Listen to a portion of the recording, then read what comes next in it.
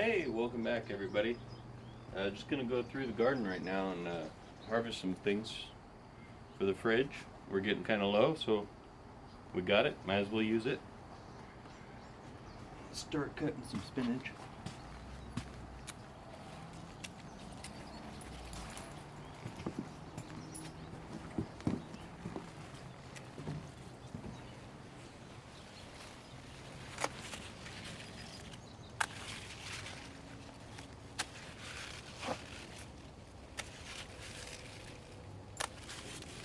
And what kind of spinach is this in particular? Bloomsdale long-standing spinach. Bloomsdale long-standing spinach. And where did you get the seeds?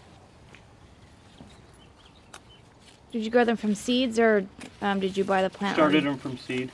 Okay.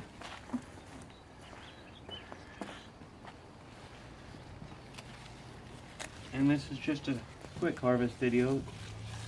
Not so much informational.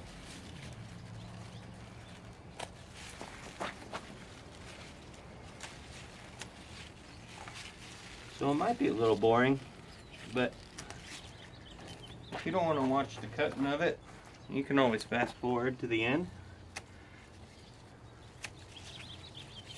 Well, typically how long does it take spinach to grow?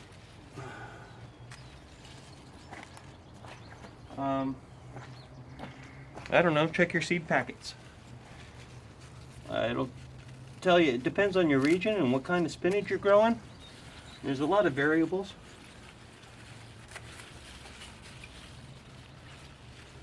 And there are plenty of resources available to answer those questions.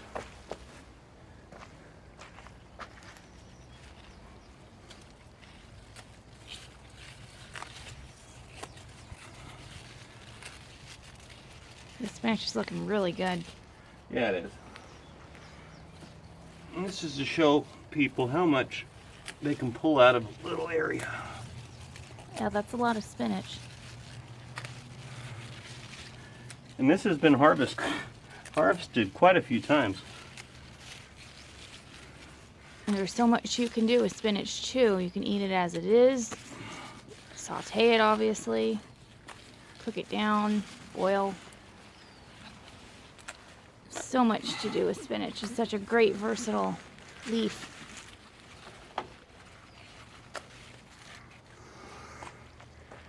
And you want to leave just enough so the plant has enough to photosynthesize, so it has enough energy to produce more. So that whole bucket full of spinach. Yeah. Now we're also going to have a salad tonight, so I'm going to stop here.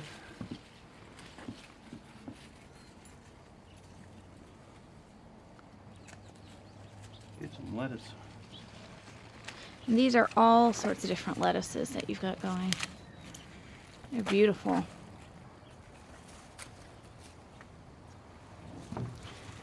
And these are meant to be multicolored, right? Yeah, they're variegated. They look dirty, but that's not. They're very clean. They're just multicolored. Very pretty.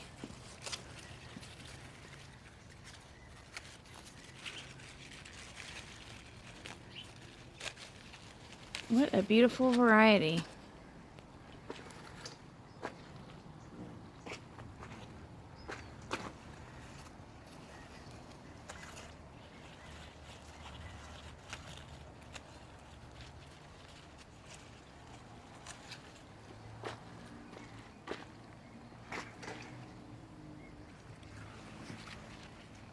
And in case you're wondering, this wire can be taken down, but it's used to hold back the bird netting that's right here. Without that, I'm sure these wouldn't be looking half as good. The birds out here are ruthless. And the squirrels. And the rabbits.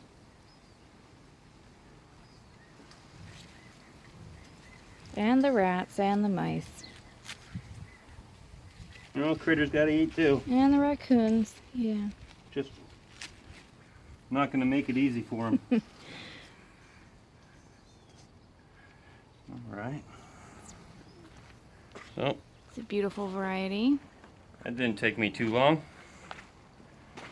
Before we leave, I'm gonna get some celery.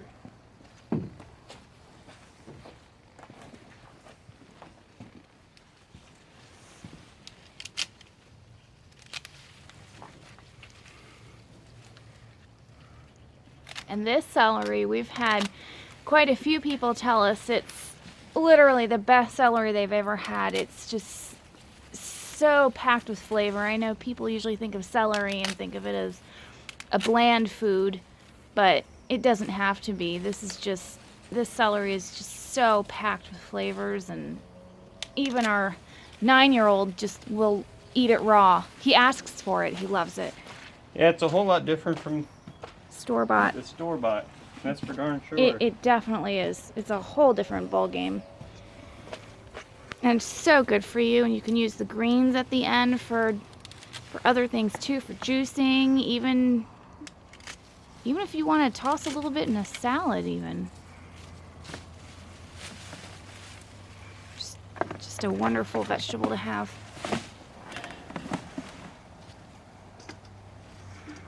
All right, moving on over here.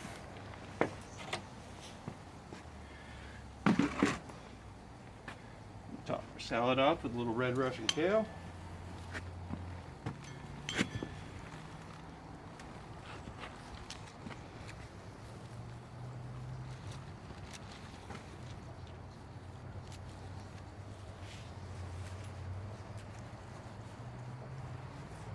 Now you want to chop it above the crown. Let me try to get a better Leave close-up. enough of every plant. This way it has enough photosynthesis to regenerate. It's a nice little handful.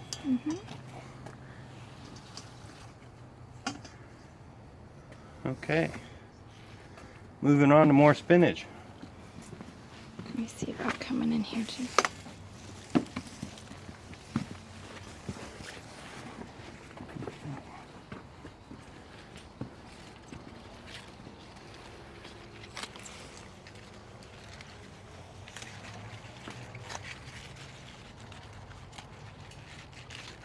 And those are green onions that are right next to your hand, right? Are those the bunching onions? This? No, Yes. this is a big sweet onion. Oh, okay.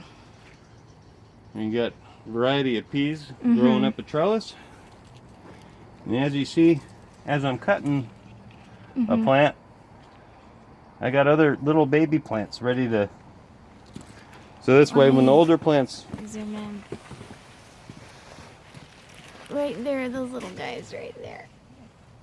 Hey, those little guys, those are tomato seeds from the compost, Oh, they are? actually. Which is another reason why I'm doing this, is so I can go through and weed. It's a little hard to do with all the leaves. You're right. And the more you harvest, you know, the more more you get. sunlight, the more you get, and the more sunlight can come through and feed all the other stuff. So it's so beneficial for everything. And then cilantro right here, right? Yep. And we've got peppers. And that's still spinach that you're getting. And we were just talking about this earlier today, I think. The leaves on the peas are even really, really good to eat by themselves. You can eat them raw. They taste just like a pea. Oh, yeah. The tendrils, Yeah. the leaves. Kind of good to flavor up a salad. Just a little bit of the leaves, not a whole lot.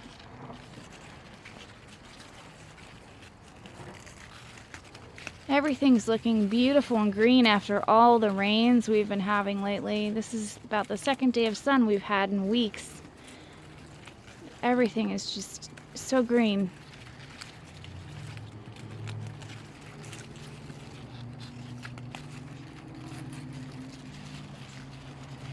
And keep in mind, it looks like he's picking a whole lot of spinach, but if you cook your spinach down, it really cooks down. So you need a good fair amount to feed if you have a larger family. It's just 3 of us, so we don't need a whole bunch, but for a larger family, you probably need a couple of those buckets worth at least.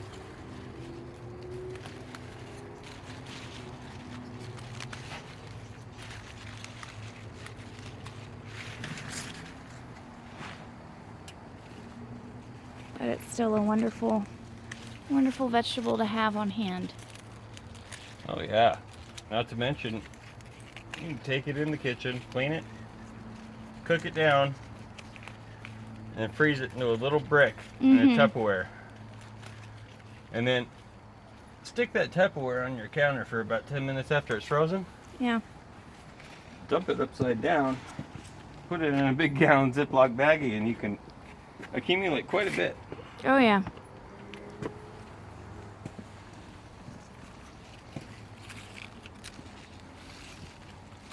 And we love having spinach almost year round, practically. It's a lot harder for us to grow it in the summer months, but we get away with it because half of our garden is heavily shaded. I'll get Which, a shot of that. you know, some people are all about the full sun, That peach but they tree. end up using shade cloth in the end. That peach So- tree gives us a lot of shade. But yeah, shade cloth. I'm wondering, you know, take advantage of the shade and see what grows in it. Absolutely.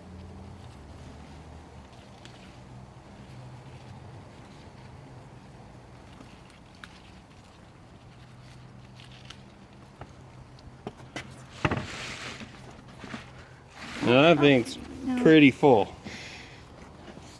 Yeah, that is a full bucket. All right, I'll go for my other bucket real quick. The spinach in it. Now we're gonna go to town on the chard.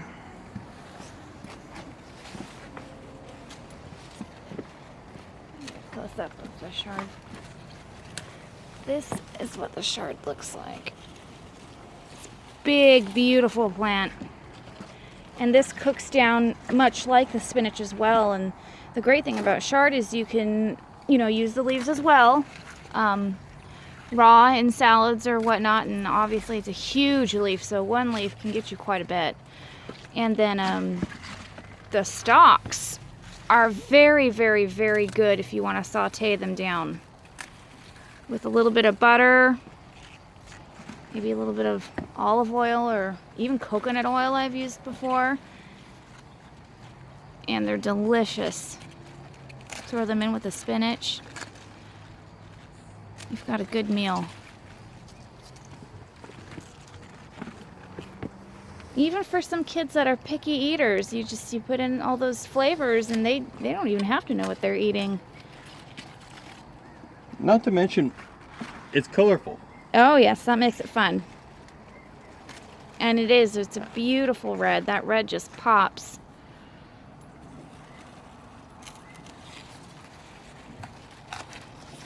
And like you can see, one plant gives you a pretty good yield. It's a big plant. Lots of uses. I think I've even used it for juicing. It's good in juices. It's a very thick plant, so it's got a lot of water content.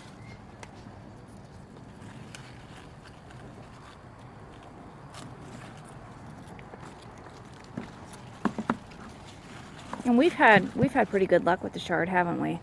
Oh yeah. And that's another one that loves the shade or loves the sun. Just loves being alive. And it might look like I'm taking off a lot, but I'm opening up the whole plant to more light. And this plant will be back to normal in no time, looking just like this. But in the meantime, I'm giving all the plants underneath it that I've planted, like the arugula, the lettuce, time to get some light too to regenerate. And it cooks down like the spinach too. A lot cooks down into what looks like a little, so for a bigger family you would need quite a bit. And right now, when the grocery stores aren't really producing, at least our backyard is. Oh yes, absolutely. And so we'll go into the kitchen, prepare it up, and it'll go straight in the freezer. We can use it whenever.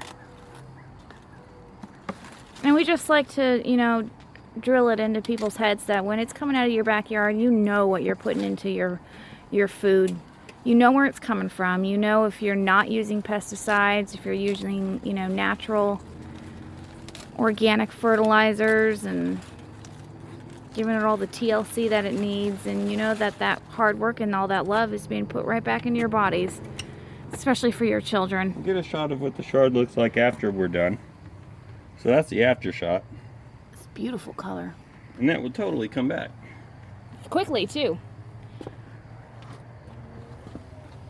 And all that's arugula underneath it, you said? Yeah, that's arugula. I'm going to try to see if I can get a cutting of it before it gets too warm.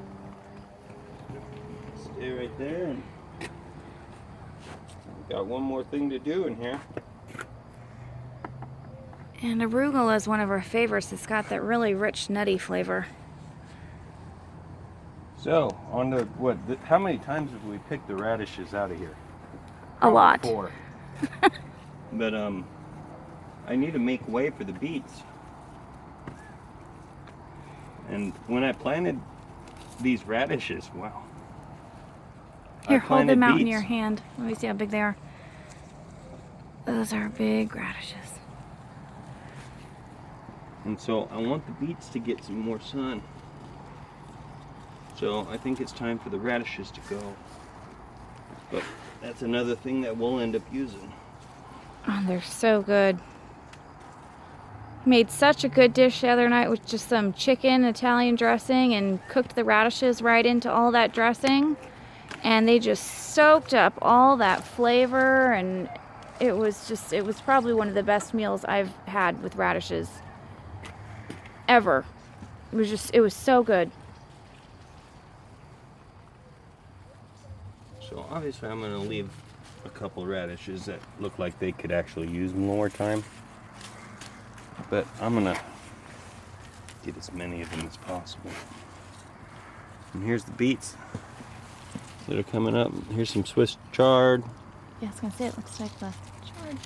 Where's the Actually, beets? no, these are beets. Oh, those are beets? Yeah. Right there? Yes, ma'am. Oh. Beautiful green. And like we were saying the other night, I think people are kind of intimidated by radishes because they're so spicy, but Yeah, that's a good thing to talk about. they're, you know, While there's I'm so doing many uses for them. You just gotta research on all the different ways to cook them. You know, of course you can eat them raw, but you can cook them in so many different ways, and it does take away that spiciness, but they hold on to flavors so well. They're like little sponges that just soak up all the flavors, especially with crock-potted meals, big meals with, you know, like the other day we had a big value pack of the chicken that we made when the quarantine process all started. We kind of wanted to make something big that would last us, and they did not disappoint. I never used to like radishes all that much until Jared started growing them, and we started researching what to do, how to cook them, and they are by far one of my favorite vegetables now. Especially these big ones. What are they called again? French breakfast. French breakfast? And some are French dressing. Okay. 2 different types of tall ones. Just delicious vegetables. So good. If you want to go to the bed behind me, you can show them. I believe those are cherry bells in there. Back in here? Yeah. Oh, I see. Yeah, they're... Let me move by ya. These little guys right here. Right there. Yeah, they can just... Oh, and there's one right in the middle there. That guy right there. And they grow well in shade and sun, and or what do they prefer? It really depends. I would grow them in at least 6 hours sun. Mm-hmm. See all those down there. And the ones that got overly shaded and overcrowded obviously didn't get all that big. No, but they're still delicious. Oh yeah, they still cook up in the pot the same. Mm-hmm. And like I said, how many times have we gone through this one bed and gotten harvest just like this? Yeah, and we'll go through those. So, like I said, if you're intimidated by the radishes, just, give them a chance. Learn how to cook them different ways, and promise you will be pleasantly surprised. And especially right now, because you put them in the ground and they're going to be ready in a month or less. That's a good vegetable. I mean, total survival food. They're hardy, too. Nutrient packed. I mean, I'm not going to show you all the big ones. I'll show you all of them. Little ones, deformed ones, but hey. They're all good.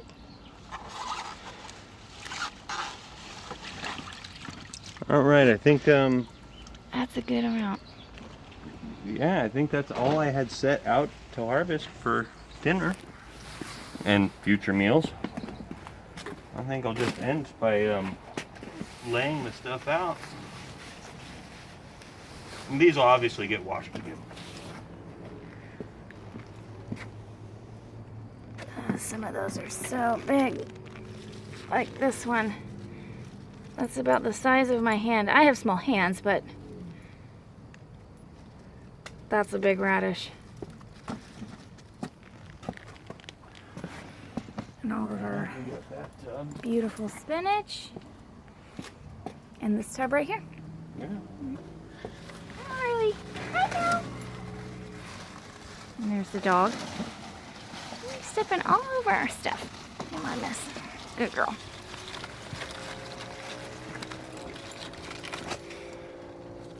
Seems to be that red and green are the colors of the day. And I tell you what, that's nothing to shake a stick at. That's pretty substantial. That is, and that'll last In us a a couple days. small space. Yes, absolutely. In a small space that isn't all dirt either. I mean, yeah, you do the best with what you got. One of the YouTubers that I follow says turn your classroom into a waiting room, and that's pretty much what I did. I'm not going to wait for land. Use what you got. I mean, this is quite a bit of spinach. It is packed in there really well. Yeah. But I'll try to go out and we'll go out of our way to make a couple more instructional YouTube videos on how to do this instead of just show you What you're doing. what you're getting. But I think it's important that you start out knowing that